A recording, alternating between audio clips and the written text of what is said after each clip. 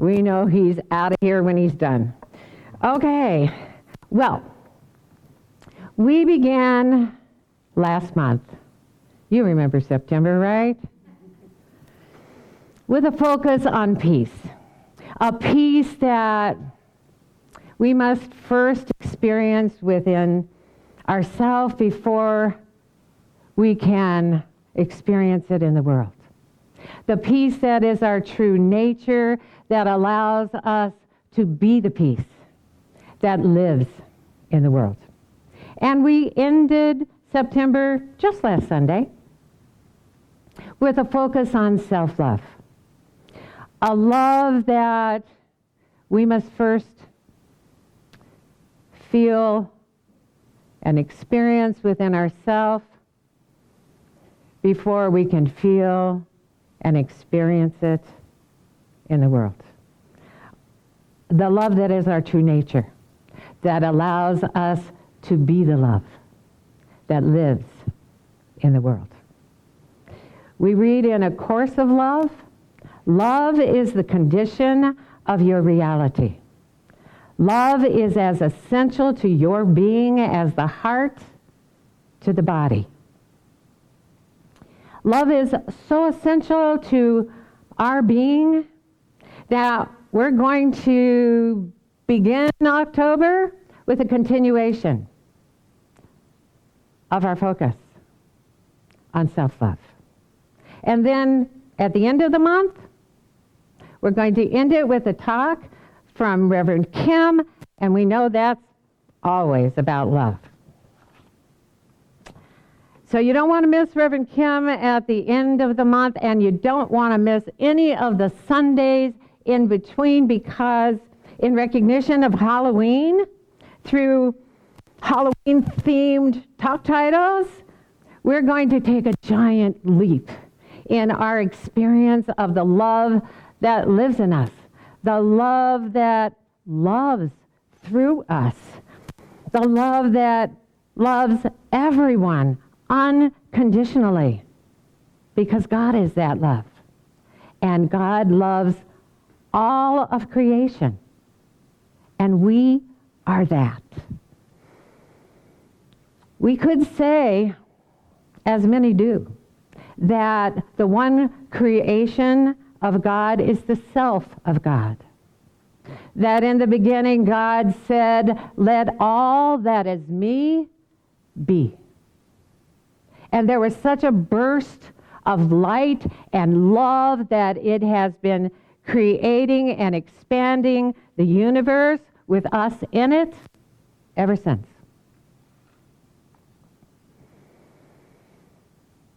There's one creation, one life, one universe, and we are that together. The I am being itself, individually. The love that lives in you and me, individually, is never a separate love. It's the one love that is the only love. And though that love is unlimited, it's our choice whether we fully express it or limit it through us. But whether we choose to love or not, whether we express love or not, the love that lives in us loves everyone, everywhere, all the time. Whether we choose to love many or just a few, we are loving with the love that is God. Now, as we said last Sunday, whenever we feel love or joy or appreciation or any positive emotion, in that moment, we're being the greater version of ourself, the self of God in form. And when we don't feel positive emotion in that moment, we're not being ourselves. Not because love isn't there within us. It's just that we're not feeling it there. We're focused on other things. We're focused on worldly things and what's happening in the world and our reaction to whatever it is. Even so, even when we're unaware it's there, in that moment, and in every moment, our true self, the God-created self, is calling out to be recognized by us as us. The very presence of love on earth. We are that. This world is so full of love, recognized and unrecognized. And our heart and our being is so full of love, recognized or unrecognized. And that's true of every living being, everywhere, no matter how anyone is behaving in the world. Because God is love. And God is all there is to all that is and to everyone in this world, recognized or unrecognized. We read in the Shanti Christo study group papers, yes, there seems to be the appearance of many bodies. But underneath them, and just behind them, there lies a love. A love that is available to you whenever you choose. A love that throws open the shutters of the heart so wide that you feel your arms could embrace the whole of creation. And you smile no matter who you think of or look upon.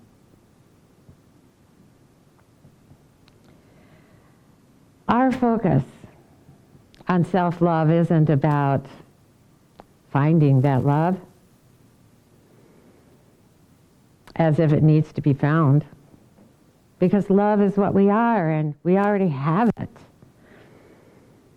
We don't have to look someplace else for it or hear it from someone else or go someplace to find it. Love is right here now because we are right here now. Our focus then, as Rumi would say, is on seeking and finding and then releasing all of the barriers that we have built against loving ourselves and the world. Now, we've all seen the holiday art with the houses and there's ghosts coming out all the windows. You can kind of keep that vision in mind, because today we'll be focusing on how we can release the ghosts of our past so that they don't appear anymore, coming out from our minds as thoughts and words and actions. We're going to consider how we can release those ghosts that fill our mind with a filmy spectrum of what was, that interferes with our clear sense, our clear view of ourself and what's possible for us now. Now, the writer and poet and civil rights activist James Baldwin, passionate poet, put it more rawly and more bluntly. He wrote, "It took many years of vomiting up all the filth I'd been taught about myself and half believed before I was able to walk on the earth as though I had a right to be here." Every one of us not only has a right to be here, but a right to thrive here.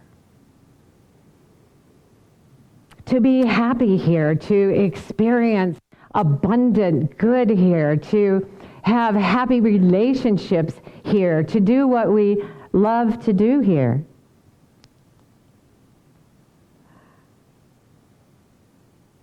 When we look at ourselves or the world through the ghostly specters of our past, we're often reminded that we better be cautious of authentically expressing ourselves or opening our heart fully to life.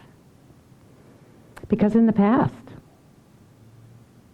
we were told a lot of untruths about ourselves that caused us to half believe that who we are isn't good enough to show the world. And because we half believed it, when we opened our heart, we were rejected.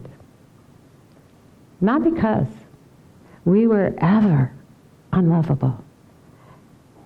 Not because we were ever not good enough. But because, as we've come to know now, we attract to us what we believe is true about ourselves. Those people and situations that match our own vibration. It's been said that how we love ourselves is how we teach others to love us, critically or unconditionally.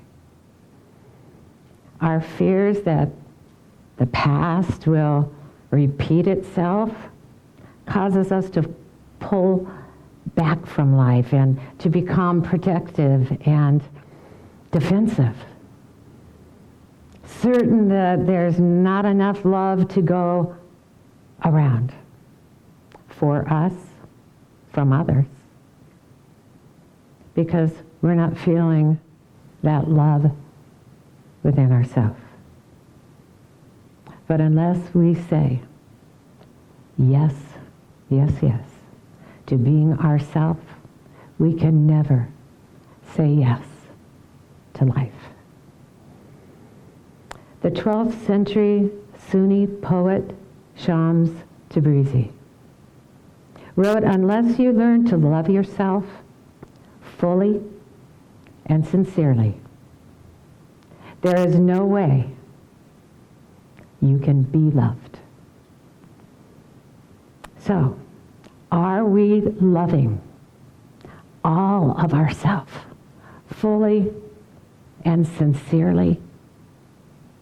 Or are we rejecting parts of ourselves as unworthy and unacceptable without unconditional love for ourselves, without a full acceptance of who we are as we are? We don't feel lovable enough to trust that someone else could truly love us. And we live in fear. And we worry that if we don't hide parts of ourselves that we don't love, others won't love us either. When we don't feel love for ourselves, within ourselves, we see the world through the ghostly filter of our own self-criticism. And from that critical point of view, there surely appears to us to be plenty about others to criticize too. Unless we release the ghosts of our past that haunt our mind, their ghostly presence in our mind will keep us from loving the world we see. Ever been with someone who seemed angry or frustrated, and it seemed they were angry and frustrated with you? But when you asked them if they were, they said, "I'm not upset with you. I'm upset with myself." Maybe you've been the one who's been upset with yourself. When we're upset with ourselves, for whatever reason, and a lot of times we think we have good reason. But if we don't let it go, right then and there, in that moment, we're not able to express the love that we are. And if we don't release our self-upsetness, and we just keep being upset with ourselves, it will continue to keep us from fully expressing the love that we are wherever we are. Self-love allows us to truly be one with life, to love others as we're loving ourselves, without the interference of the ghosts of criticism. The author and poet Abujani wrote, "Dare to love yourself as if you were a rainbow with gold at both ends." When we're feeling love within us, for us, we're feeling God's love for us. There is no other love that we can love ourselves with. And that love loves us as the beautiful, lovable, powerful, extraordinary being that we are, that is loved, lovable, and loving. And when we feel that love within us, we're able to feel our connection with the one beautiful, cohesive, harmonious universe of God's creation. All of it, everywhere, no matter what. Wouldn't that be wonderful? Just to walk around and be in this world and just feel love for everyone. Isn't that what we all truly, truly want? No matter whatever else the details are to our having a life we enjoy. So how do we rise to the occasion of self-love? How do we allow a higher vibration of love to rise in us that allows us to love ourselves fully and sincerely? We begin right where we are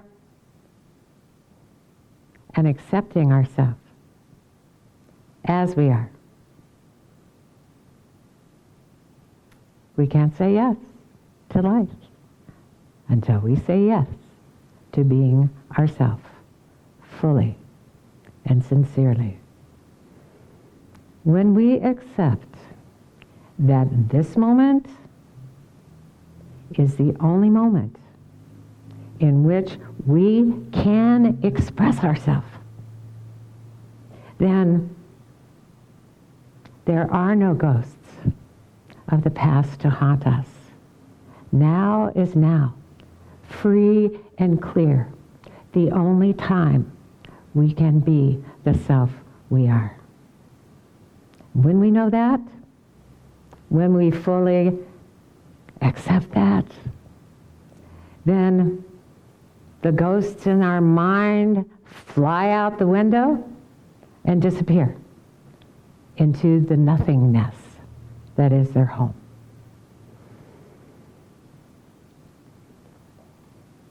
So Matt Kahn, a wonderful, beautiful, mystical speaker and writer, wrote something that we could practice every day and all the moments throughout the day if we want to. He wrote, "The easiest way to raise your vibration is to relax your body. The most essential way to relax your body is to slow your breath. The most effective way of slowing your breath is by loving your own heart, one I love you at a time." Namaste.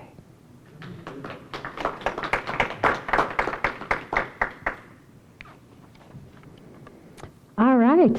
Well, we are thankful. This whole season, we are just moving into such a celebration of life and watching it be all the colors that it is. And it's just a wonderful time and a good time for us to just let go and enjoy it and enjoy being ourselves in it. And I am so grateful that y'all brought yourselves here. You brought your bodies. And I see your energy, the energy that actually gets your body here. So thank you for being here. And thank you for showing up live stream. We see your comments. So if you haven't commented yet, then please do so. So Janice can comment back and I can comment later. Just want to say hi. And we are so grateful that everyone here and many of you who watch are beautiful financial supporters of LEC. Because as we move forward, it's required. Got to have money somewhere. Or not, we'll see. We are just so grateful to know that we are supplied, that our source is infinite, and that when you give, you're giving as the source. There's no other source to give from. So it's a beautiful thing to give, because we give and then receive, and we give and we receive, and that's really how it works. Wherever we give, anytime we give. So if you don't know how to do that, and it sounds like an interesting practice, then our treasurer, Dr. Jamie Phillips, is here to tell you how to do that.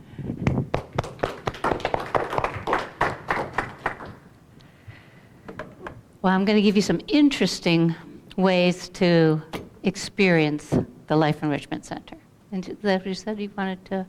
Interesting? Wasn't that the word you used? Did I use interesting? Yeah. Oh. Be interesting Well, practice. it must be then. Be interesting.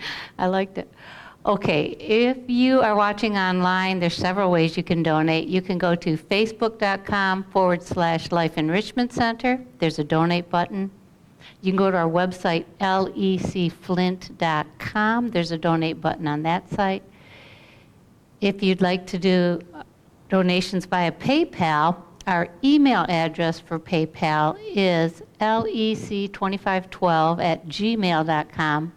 And if you'd like to send in a check, you can do so, send it to our P.O. Box, Life Enrichment Center, P.O. Box 321294, Flint, Michigan 48532. And here That in the was sanctuary. interesting. That was interesting. Hmm? Don't you think that was interesting? Oh, yeah. Yeah, woo! Yeah. Did you get the beat on that? Okay, and here in the sanctuary, we're going to be doing an offertory and listening to Marcia Allen, Nick Calandro, and Pat Cronley. Pat Cronley, thank you, doing I Am Blessed. And then after that, Reverend Stephanie will be back up for a prayer of appreciation. Thank you very much.